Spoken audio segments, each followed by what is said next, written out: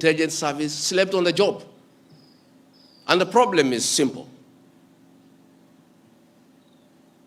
The Director General of the National Intelligence Service, Nuruddin Haji, was a junior officer in the National Intelligence Service before he was appointed as DPP. When he was appointed to the office of the Director General, because of inferiority complex, he chased away all the people who were senior to him when he was in the service, therefore crippling the capacity of that service and making it dysfunctional. 3 directors were chased away and reassigned to desk jobs in ministries across government.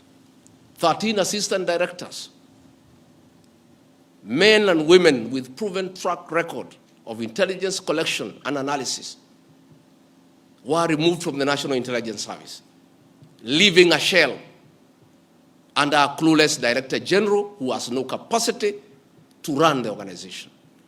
And that is why the security sector was caught off guard by the intensity, the anger of the Kenyan people, the agitation of the Kenyan people,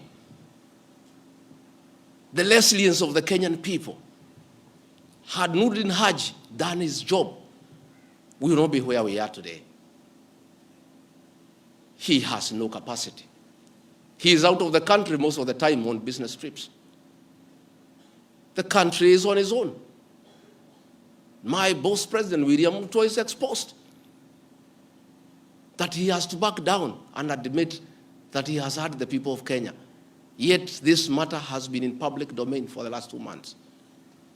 I want to say that Nuruddin Haji must take responsibility for the deaths that occurred. He must take responsibility for the mayhem. He must take responsibility for failing President William Ruto. He must take responsibility for failing the government of the Republic of Kenya. He must take responsibility for failing the Kenyan nation by not doing his job and advising correctly. And he must do the honorable thing, not just take responsibility, but resign from that office and allow the president to pick a competent Director General.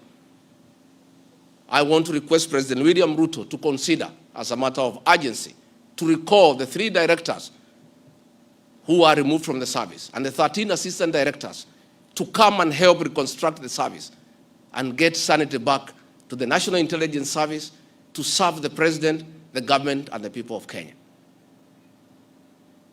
President William Ruto deserves better. He deserves a Director General who knows what he's doing. He deserves a National Intelligence Service that is effective and that can analyze situations and keep him and the government informed on what is going on.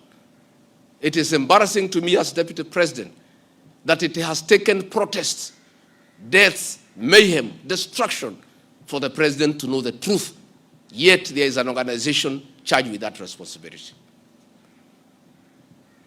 I have publicly stated that under this administration, Kenyans are free to criticize the government without fear of reprisal and state agencies.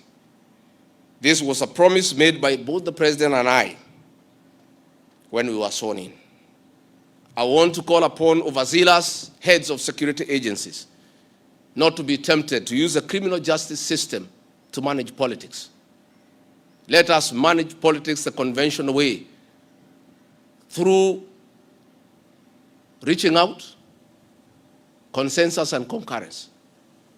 I am informed that members of parliament who voted no have already been targeted by the National Intelligence Service for harassment for their political stand. This is a promise the president and I gave to the people of Kenya, that never again shall we use the criminal justice system to manage politics.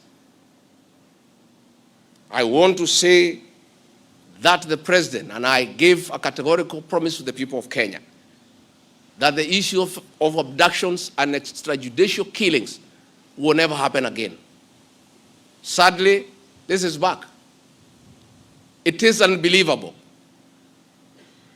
that the son of the Honorable Attorney General of Kenya, Justin Bidan Muturi, was abducted at night in a commando style by officers of the National Intelligence Service and held incommunicado for 18 hours. Yet, that is the Honorable Attorney General of the Republic of Kenya. What will happen to other Kenyans?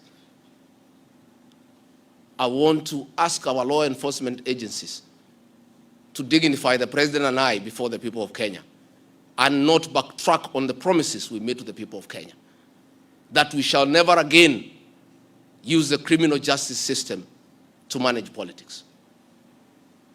Yesterday, Nurdin Haji was trying to put up a team together to craft lies and propaganda and attribute the chaos that were in the country to leaders, I included, former President Uhuru Kenyatta and others. Yet it is very clear, and the President has admitted, that these protests were caused by the anger of the people of Kenya and their refusal of Finance Bill 2024. I want to call on the National Intelligence Service not to take us back to the dark old days of the Nyayo era, where you create propaganda and schemes to undermine leaders and those you don't agree with.